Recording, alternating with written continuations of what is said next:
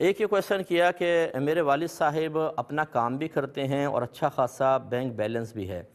پھر بھی اپنے جو بالغ بیٹے ہیں ان سے کہتے ہیں کہ اپنی کمائی سے مجھے کچھ دو، اور اگر بیٹے نہیں دیتے ہیں تو وہ ان سے ناراض ہو کر الگ رہنے لگ جاتے ہیں، لگ گئے ہیں الگ رہنے لگ گئے ہیں، تو کیا اولاد ان کو کچھ نہ دے کر گناہگار ہوگی؟ دیکھیں، پہلے تو سب والدین بھی ایک مسئلہ اچھی طرح یاد رکھیں کہ اور یہ شرعی اصول ذہن میں رکھیں، بالغ اولاد اگر کمانے لگ جائے تو اس پر اپنے ماں باپ کو بغیر کسی حاجت ضرورت یا ان کی محتاجی کی بھی کچھ دینا واجب نہیں ہوتا، واجب نہیں ہوتا۔ خدمت کرنا چاہیں جتنی مرضی کریں، بہت اچھی بات ہے، پیسہ دیں چاہے ان کے پاس ہو یا نہ ہو۔ واجب اس وقت ہوتا ہے کہ جب ماں باپ کے پاس رہائش نہ ہو، کھانا پینا نہ ہو، لباس نہ ہو، جس کو نان نفقہ کہا جاتا ہے۔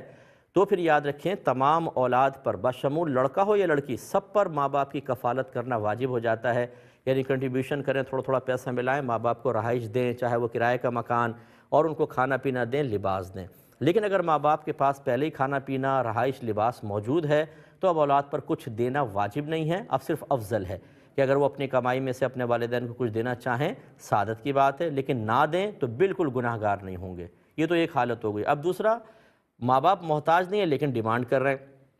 تو بچوں کو چاہیے اس ڈیمانڈ پر تھوڑا بہت دے دیں، کہ نہیں دیں گے تو دل آزاری ہوگی اور یہ بھی مناسب نہیں ہے۔ لیکن اگر وہ تنخواہ کا ایک بہت بڑا حصہ طلب کر رہے ہوں اور بچے بھی یہ سمجھتے ہوں کہ یہ تنخواہ لینے کے بعد اسے مس یوز کریں گے یا جمع ہی کر کے رکھیں گے اور ان کے اپنے اخراجات بہت زیادہ ہیں، تو ایسی صورت میں ماں باپ کی ڈیمانڈ کے اس پہ ڈیمانڈ کے مطابق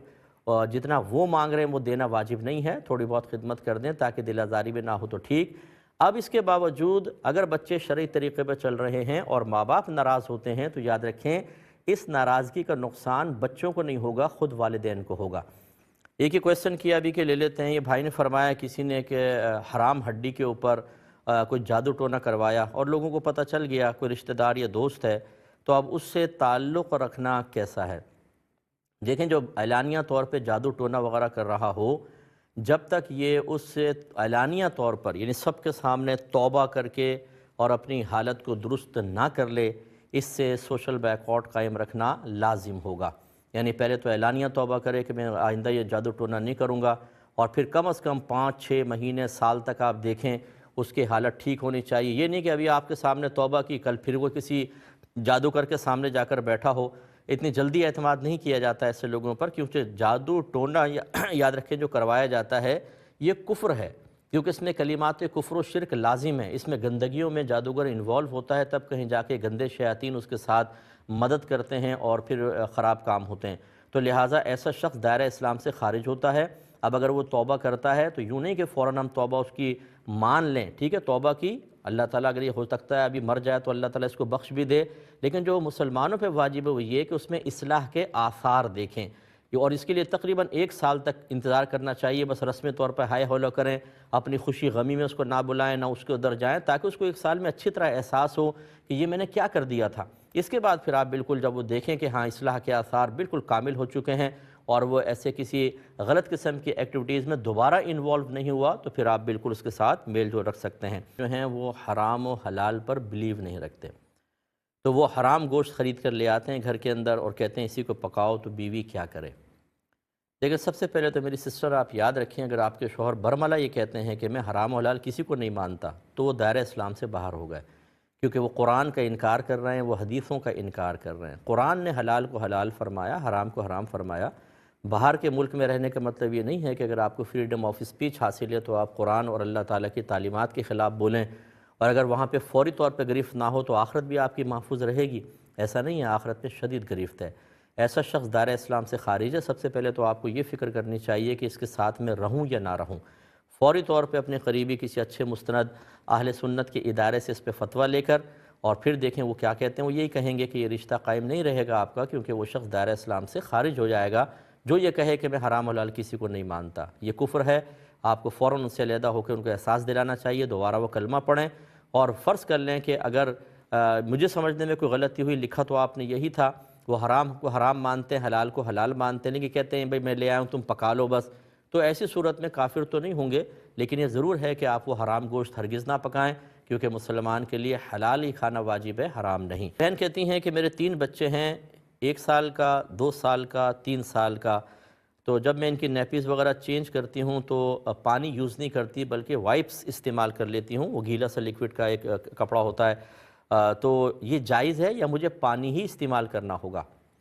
دیکھیں، پہلی بات تو یہ کہ اتنے چھوٹے بچوں کے لیے صرف اتنا ہی کافی ہے کہ آپ گیلے کپڑے سے اس کو پونچھ دیں، نجاست کے کچھ آثار وغیرہ نہ رہیں، بس وہ صاف ستھرا کر لیں بچے کو، کافی ہے۔ ہاں، گرمی کے دن ہوں اور بالکل بچے پہ کوئی مضر اثرات نہیں ہوں گے، یہ سردی کے اعتبار سے خاص طور پہ میں کہہ رہا ہوں، تو پھر تو آپ اس کو دھو لیں، زیادہ اچھا ہے اگر زیادہ جگہ خراب ہو گئی ہے، ورنہ اس سے بھی کام چل جائے گا، اس میں کوئی مسئلہ نہیں ہے، کیونکہ بچے کو پاک رکھنا یا باقاعدہ شرعی طریقے سے پاک کرنا کوئی فرض یا واجب نہیں ہے، بس گندگی جسم میں نہ رہے، ورنہ وہ بیماری یا انفیکشن کا سبب بن سکتی ہے، اچھی طرح صاف کر دیں، یہ کافی ہے۔ یہ کہتے ہیں کہ میرے والد کا مکان پاکستان میں تھا،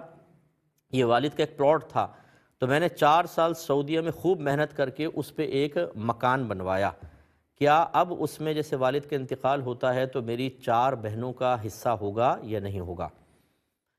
دیکھیں، جو پلاٹ تھا اس میں تو یقیناً بہنیں شریک تھیں، آپ نے گویا کہ اب اس میں اگر آپ ایک بھائی اور 4 بہنیں ہیں تو اس کے 6 حصے ہوں گے، 2 حصے آپ کے، ایک حصہ بہنوں کا، اس کا مطلب 4 حصے ان کے اور 2 حصے آپ کے۔ اب آپ غور کریں تو آپ نے بہنوں کے پلاٹ پہ مکان بنایا ہے، زیادہ حصہ تو ان کا ہے، اب یہ کیسے ہو سکتا ہے کہ اگر آپ نے مکان بنا لیا تو ان کا پلاٹ بھی آپ کا ہو گیا، کہ حصہ ہوگا کہ نہیں ہوگا؟ بالکل ان کا حصہ ہوگا، اور بہترین طریقہ یہ ہوتا ہے کہ یہاں پر آپ صلح کر لیں۔ صلح کا مطلب کیا ہے کہ آپ ٹوٹل پراپرٹی کی ریٹ لگوائیں، پلاٹ پلس جو مکان بنوایا اس سمیت، اور جو آ جائے اس میں پہلے پلاٹ کے حساب سے بہنوں کا حصہ نکال دیں، 4 حصے، اس کے بعد جو عمارت کی وجہ سے قیمت بڑھی ہے اس میں ایڈجسٹمنٹ کر لیں کہ دیکھو اگر یہ صرف پلاٹ ہوتا تو تمہارا اتنا حصہ بن رہا تھا، لیکن عمارت کی وجہ سے قیمت اتنی بڑھی تو اب یہ چونکہ میں نے بنوایا تھا اس سے تمہیں بینیفٹ ہو رہا ہے، اتنا مجھے دے دو، اتنا تم لے لو، یہ آپ کر کے کر لیں۔ لیکن اگر بہنیں راضی نہیں ہوتیں تو پھر یاد رکھیں کہ آپ کو ان کو مکمل قیمت کے مطابق دینا چاہیے، یا پھر کہا جائے گا کہ اپنا ملبہ اٹھا کر آپ لے جائیں۔ یہ ذہن میں رکھیں، یہ کرنا زبردستی کہ نہیں چونکہ میں نے مکان بنایا میں زیادہ حصہ لوں گا، ان کی رضامندی کے بغیر یہ نہیں چلے گا، ان کو راضی کرنا ہی ہوگا۔ ایک بھائی نے کہا کہ میں اپنی بیوی کو حالت نزاع میں 1 منٹ پہلے طلاق دینا چاہتا ہوں تاکہ اسے اس کی مسلسل بدزبانی اور بد اخلاقی کا احساس دے سکوں، اس کا شرعی طریقہ بتا دیں۔ بھائی جان، پہلی بات تو یہ کہ آپ کو کیا پتہ کہ جب آپ فوت ہوں گے تو حالت نزاع میں آپ زبان بھی چلا سکیں گے نہیں چلا سکیں گے؟ اگر آپ کی زوجہ بد زبان ہے، بد اخلاق ہے، اس نے آپ کو تکلیف پہنچائی تو آپ یہ چاہتے ہیں کہ مرنے سے پہلے طلاق دے کہ میں اس کو دائمی تکلیف پہنچا کر جاؤں؟ یہ آپ کے نبی کا طریقہ نہیں ہے۔ اگر آپ چاہتے ہیں کہ اس کی مسلسل تکلیف کے جواب میں واقعی اس کو شرمندگی اور تکلیف ہو، آپ اسے معاف کر دیں، پھر آپ دیکھیں میدان معاشر میں اللہ تعالیٰ اس کو کھڑا کرے گا، اس کے نام عمل سے نیکیاں آپ کو دلوائی جائیں گی، وہ نادم ہوگی، شرمندہ ہوگی، انتہائی تکلیف میں مبتلا ہوگی۔ یہ انتقام بہترین ہے کہ معاملہ اللہ پر چھوڑ دیں، ایسا آپ ہرگز نہ کریں، ہمارا مشورہ ہے۔ اور یہ یاد رکھیں اگر آپ حالت نزع میں اس کو طلاق دیں گے وہ وارثہ تب بھی بنے گی، آپ کی پراپرٹی اس کو ملے گی، کیونکہ اس حالت میں طلاق دینے سے بیوی وراثت سے محروم نہیں ہوتی۔ وہ آپ تڑپتے رہیں گے قبر کے اندر، وہ آپ کے مکان آدھا لے جائے گی تو آپ میرے باپ رے میں تو چاہ رہا تھا تکلیف ہو اور مصیبت پیدا ہو گئی، تو اس لیے ایسا آپ نہ کریں۔ عذاب قبر کا انکار کرنے والا کیا کافر ہوتا ہے؟